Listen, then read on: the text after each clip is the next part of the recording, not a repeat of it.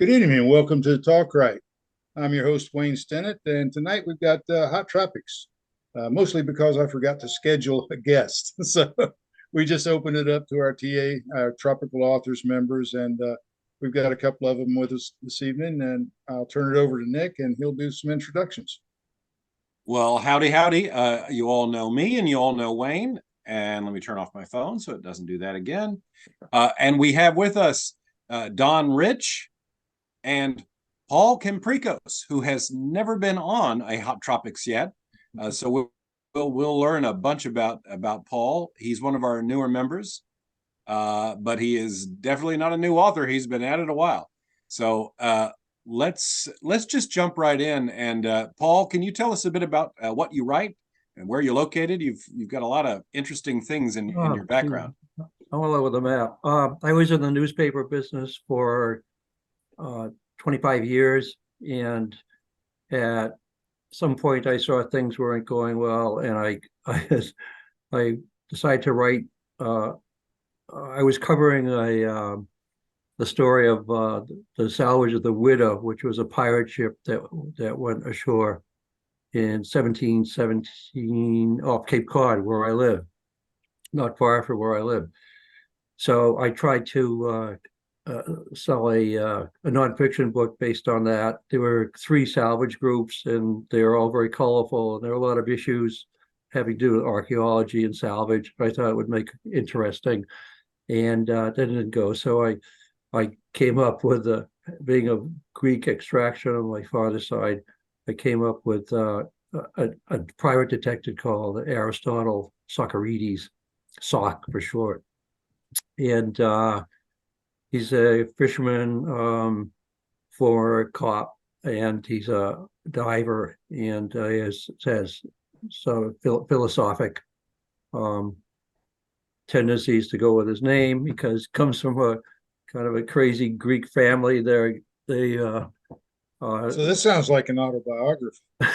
Yeah, they've turned a pizza shop into a frozen pizza empire. So there's always a backstory where he has to deal with his family, in particular his mother, and I sold it on the basis of that to Bantam Day Dell.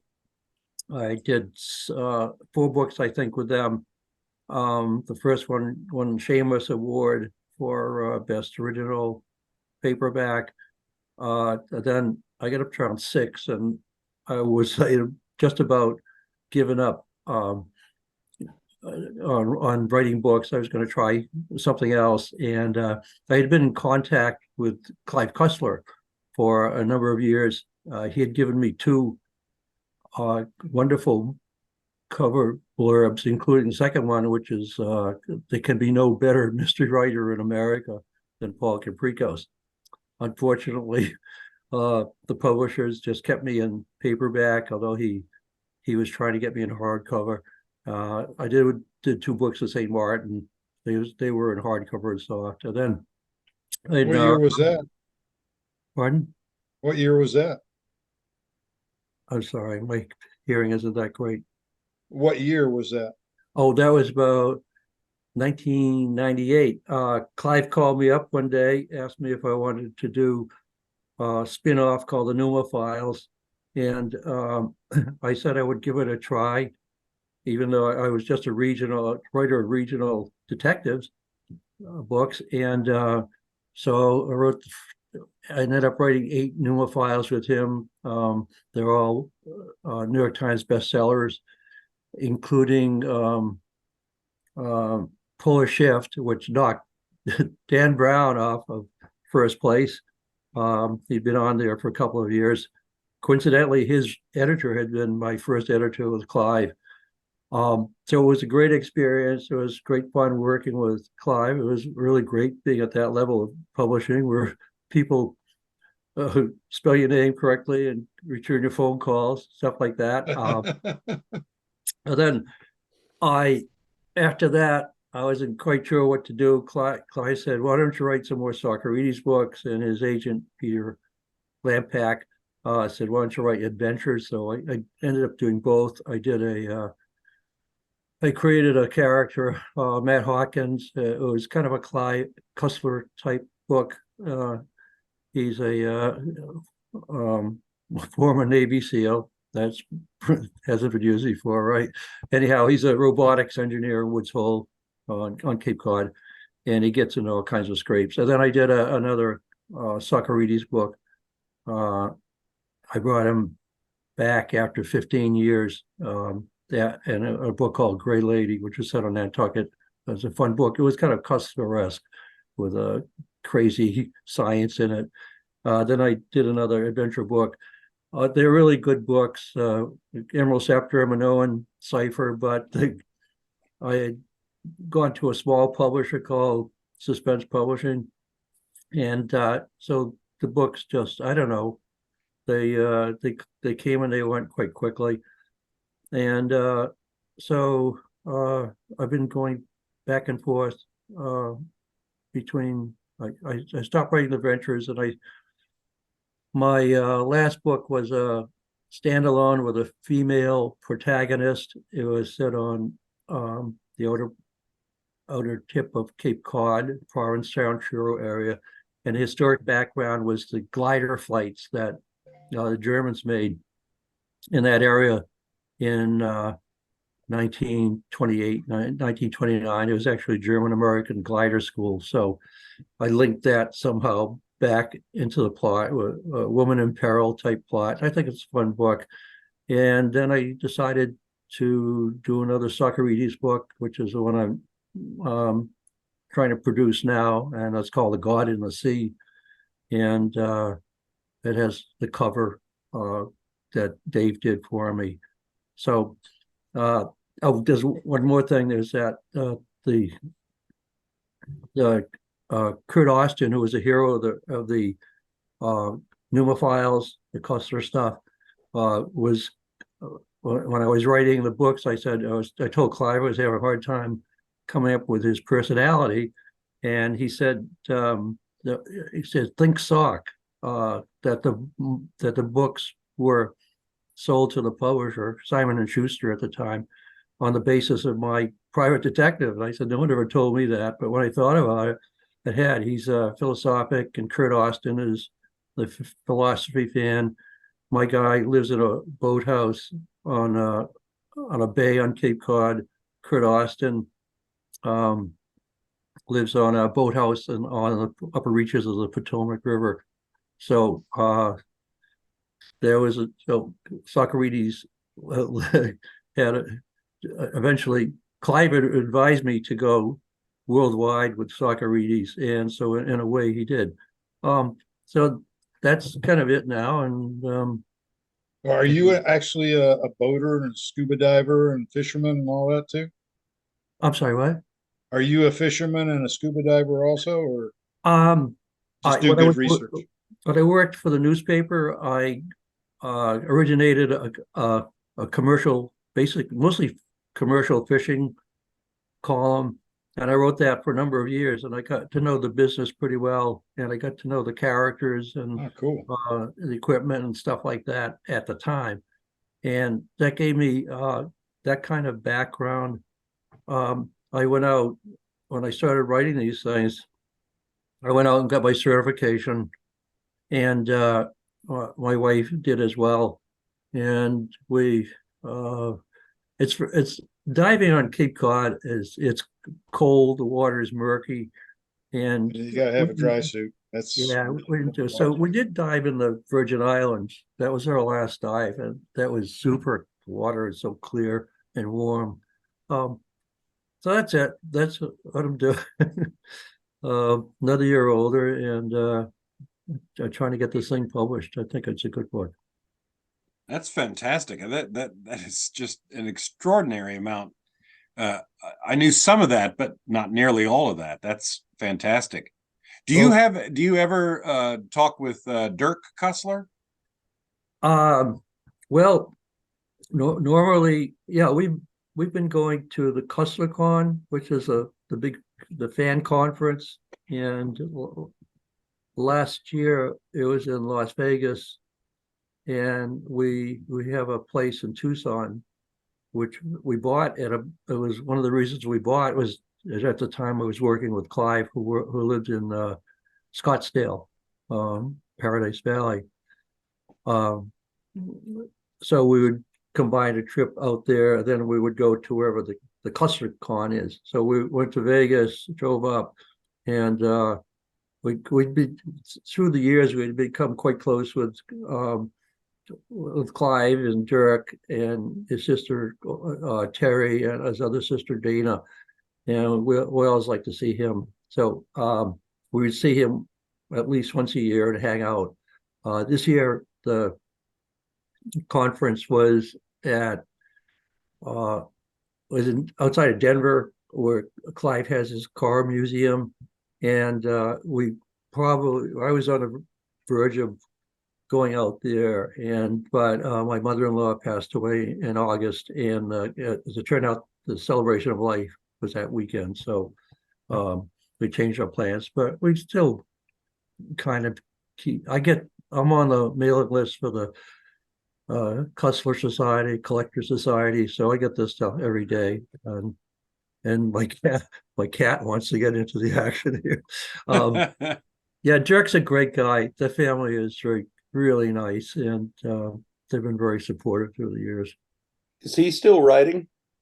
Dirk? Yeah, I Yes. think he just came out with I think a new book fairly recently, and they got a stable of about, I don't know, 3 or 4 writers now. Jack DeBrule, Robin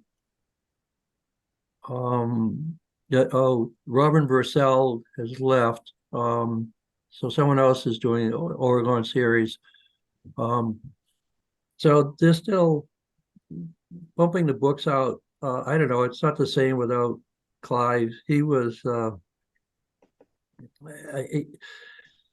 of the whole deal. He was the Grand Master of Adventure. He was the salary. He found the Hunley and Charleston Bay. He was a presence. So I think that unfortunately that the brand may have been diminished because he was part of the whole equation. He was a good guy. He was a character, but he was a good guy. And then I'd go to the conference, and every year I'm like the old guy, and I would tell funny Clive Cussler stories, and but so I kind of missed going there this year. It's like a eccentric family. I love the books, but I love seeing the cars that you never knew what was the next car was going to be in the next book. Oh yeah, they're out in Arvada,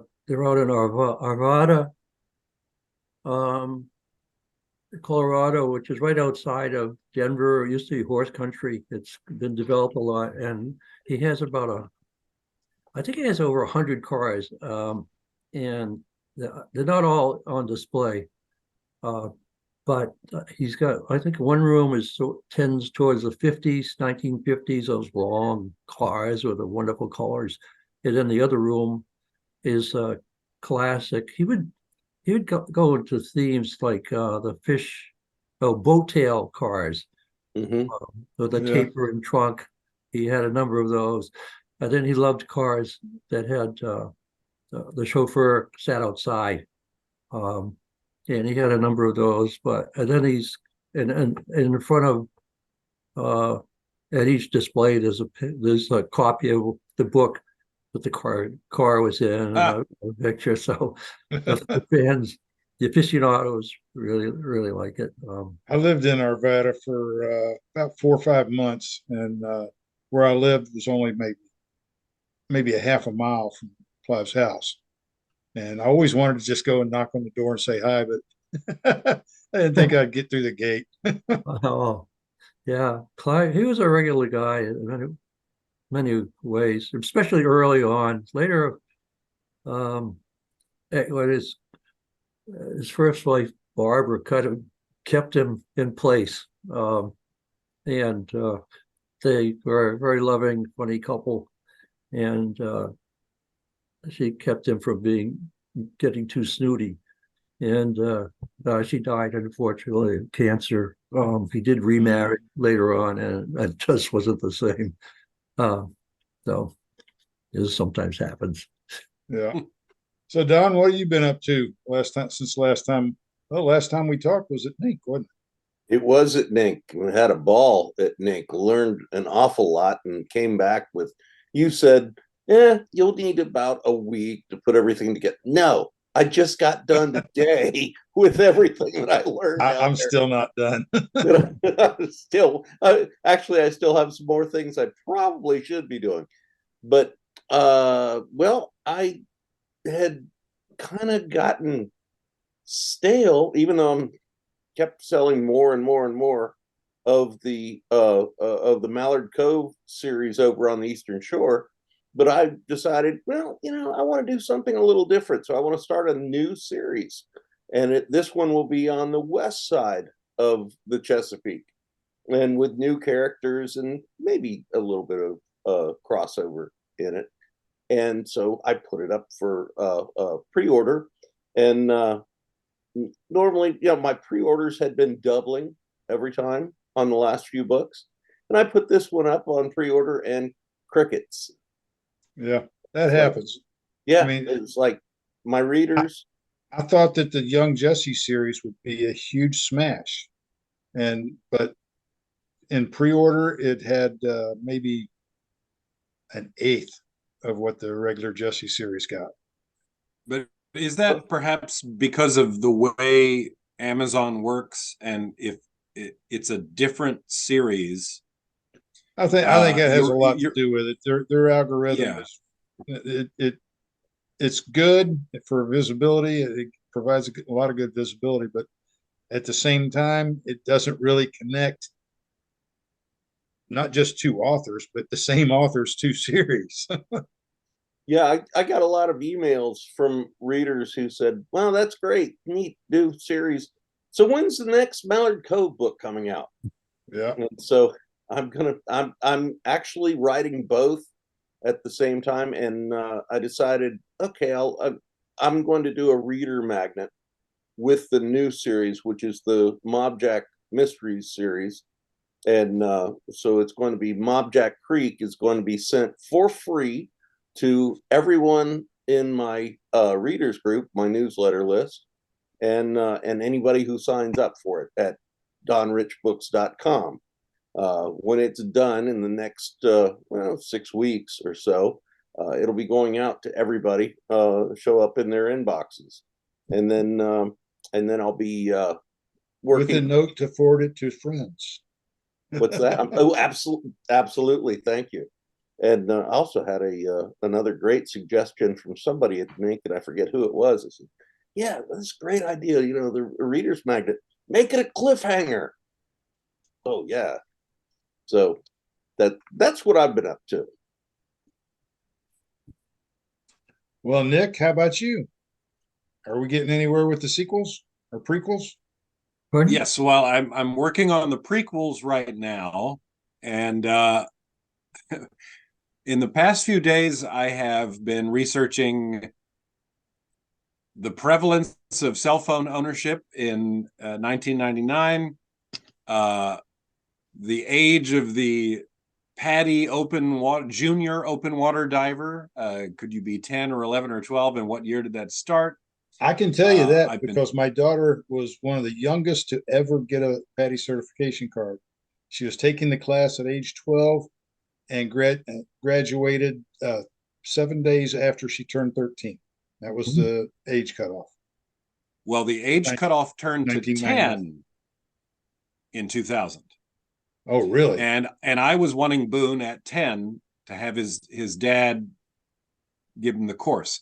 And I'm like, oh no, I talked to their head training guy today, and he's like, yeah, the certification changed by that international group that handles the safety at the end of 1999, but PADI didn't announce it until January 2000.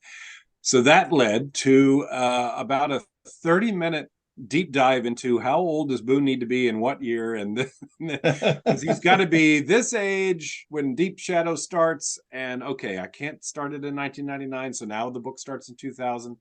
It was just Then you start looking at, did I get his birthday right? Maybe he was born a little bit earlier. the prequel stuff is crazy. The amount of, because you got to get, if it's wrong in one of the books, someone's going to catch it. Yeah. So yeah, I've been working on that. I've been working on Dutch phrases, because I want his father to be using a fair amount of Dutch phrases, and that's tricky because translation doesn't really tell you what people actually tend to say. And I'm trying to find out what was Aruba like in that year. And every time I pick a restaurant or a dive op to teach the class, they don't exist. They didn't exist then. So I think if people read my books, they know I do like to put in real places whenever possible, unless like the business is unsafe and full of unsavory characters, and then I make one up. But I think for these prequels, a lot of things are going to need to be made up because I just can't. I can't worry about that for every single thing that's mentioned. But that's what I've been working on. I'm still a ways away. I'm having fun going through my notes. I'm like, oh, that's right. He told Emily he had a puppy named Shingles. Which she thought was disgusting because she thought it was the illness, but he's like, no, my mom was doing roofing, and the dog with the best toy ever. So I've like, oh, I got to put in Shingles the dog, and okay, maybe his best friend is going to be the one looking after the dog, and it's crazy, and that's just for the little portion because this is going to be a time jumper. I'll basically, once certain big things happen, there will be a jump to the next thing. And I'm going to incorporate, I'm from Oak Ridge, Tennessee, folks. Oak Ridge, Tennessee, for a while, had the largest freshwater fed swimming pool in the world. It's no longer the case, but it is still, I think, number 24 in the world. So Oak Ridge had this enormous pool.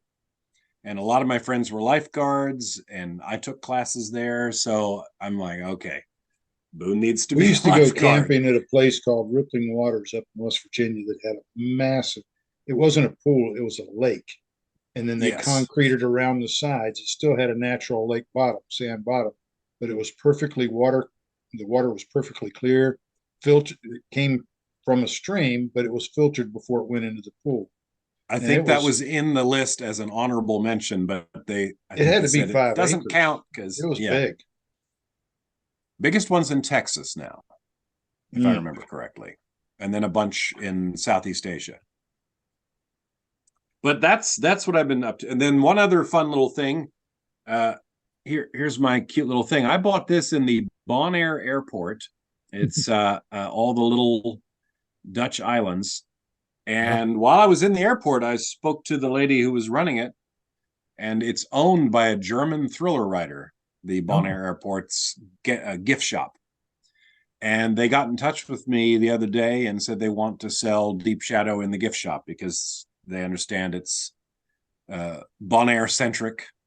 And so I'm going to be sending them a box of books down to Miami to load on a ship and make its way down and be in the airport gift shop. Cool. Yeah, I thought that was sort of neat. Yeah. So Wayne, go ahead. You were going to ask me what I've been up to. That's right. Jump right in. Go for it. Well, I just had the release of Way Anchor. It went okay. There was a lot of little fires popped up. The audiobook is still not available. It was uploaded the 16th. It passed QC on the 17th and then got stuck. And the dashboard didn't indicate that it was stuck. And it says past QC on the way to retail.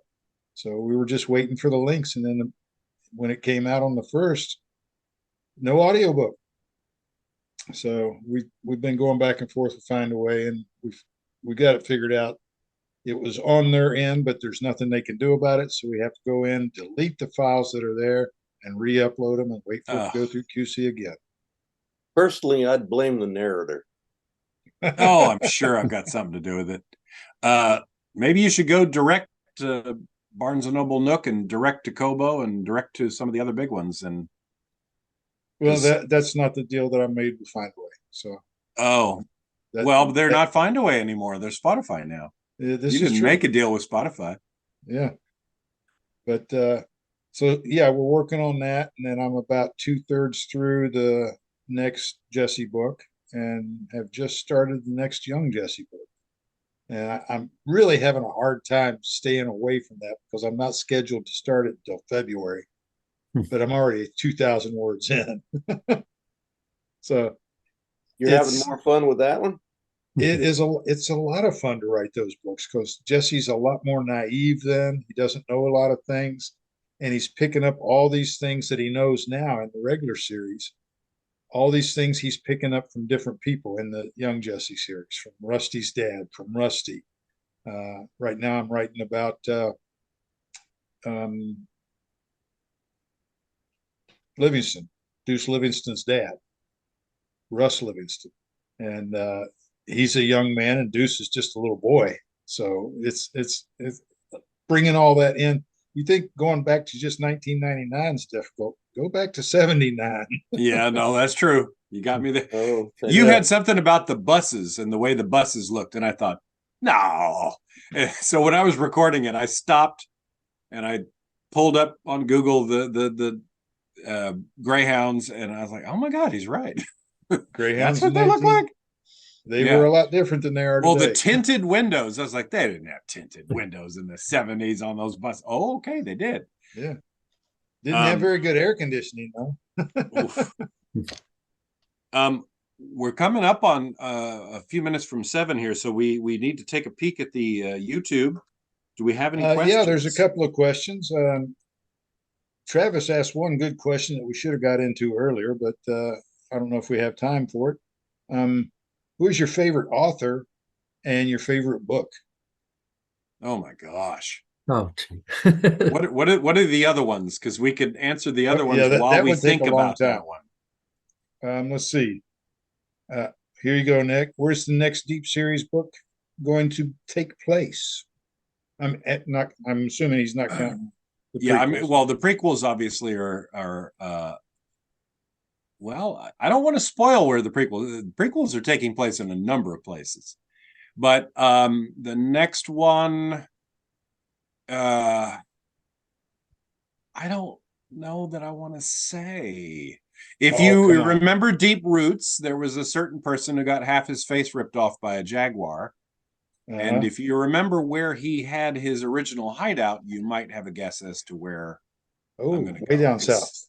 He needs to come back. Okay. Price. Yeah. So that's sort of my plan. Do we have some more? And then if we can try to tackle the favorite author. Don, what is that car on the shelf behind you? Hold on. Oh, that's a Triumph TR3. Oh, great. Oh, yeah. One of my favorite cars. Yeah.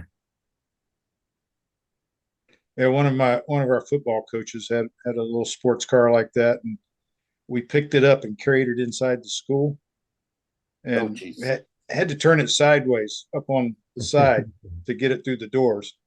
But we got it inside, put it down, and he was just like, "What in the how?" He couldn't figure out how we got it in there. We've had Mini Coopers in our family. We have the, I don't know, 4 or 5 Mini Coopers, and then they've all been great fun. We have the four-wheel drive now on the big one, Countryman, but the little convertibles were just so much fun. I've had 3 Mini Mokes. I had the Australian one, the Portuguese one, and the British one. Wow. And those things were just such a ball to drive. Yeah. I was doing research on Mini Mokes, and the Mini Moke has the distinction of being the most remote vehicle in the world. There's only 2 of them on this one island in the South Pacific, but it's farther from any other mainland in the world. It's the most remote area that a car is, and it's a Mini Moke. Oh, I believe it. Those things are so cool. They will go when you go in a corner with a mini moke. They're so low slung, you'll come out of the car before the car will come out of the corner. I loved them. Well, we are I don't at know the what a top of mini the moke hour. is. What's a mini moke? Oh, it's a little utility vehicle that's used in the islands a lot. See them all over. Yeah. Looks kind of like a Jeep, but really small. Huh. Yeah. It's got like a 25 horse engine that you got. Some of them you have to actually pull a starter cord. They drive them down the island somewhere, the mini mokes. Yeah, they're all all over the Caribbean. Yeah, okay. Now I've got a Stimson Safari 6, which has a mini moke drivetrain in it, but 6 wheels and a fiberglass body. Fun. Who makes the mini moke? They were made by Morris, Austin, Yeah, Morris. They're made by Austin Healy for a while. Kagava, which was also Husqvarna. And an Australian company made them for a while. Yeah. Apparently they didn't get a patent on it. Yeah. Well, I we're feel at like the top of the hour. We didn't answer Travis's question, but I'll just say that I think my favorite author changes as I age. Like it might be one thing. I might be all about Steinbeck for a 4 or 5 year period, and then I'll be reading fantasy, and then I'll love that. So I'm gonna just say I don't really have a favorite on any given day. It would be hard for me to nail down just one. I mean, I love Jimmy Buffett's writing. Where is Joe Merchant? I've read at least 5 or 6 times. I've read the entire John D. McDonald, Travis McGee series at least 5 or 6 times. I've read Randy Wayne White's books over and over. I've read Clive Cussler's over and over, and Carl Hyacin. And love Hyacin. Yeah, Hyacint's great. In the last 10 years, I've been reading pretty much nothing but indie authors. So it's hard to keep up. McDonald, Lonely Silver Rain. Yeah. I like Ross McDonald. Ross McDonald. Yeah. I think going back to the older writers, Joseph Conrad, Yeah. Lord Jim, Hard Darkness.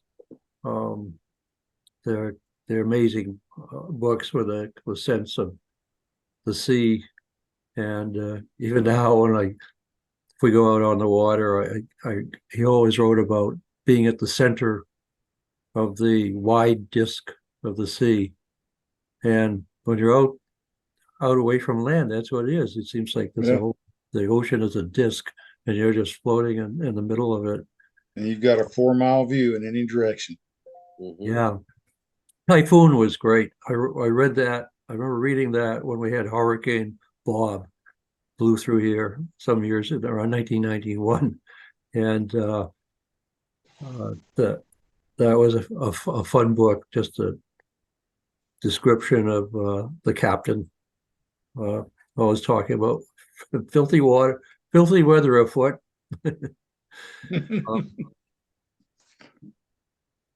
Well, Wayne, I know we're going to have to sign off here, but are there any last questions that someone might have? No, Travis says he's gonna be reading Deep Roots next. So you saw. Okay. All right. Well, then he'll probably have a fresh idea of where it might be. All right. Well, we're at the top of the hour, like I said, and we're just going to have dinner on the table any second now. So it's time for us to say goodnight. I want to thank you, everybody, for being on here with us. And thanks to our sponsors and supporters, Down Island Press, Down Island Publishing, Tropical Authors, How Not to Sail, Pirate Radio, and Aurora Publicity. I got them all. Yes. And Jordy's looking at me like, yay. That's a first. Good night, everybody. Yeah, good night. Thank you very much. Good to meet everyone. Night. Bye-bye.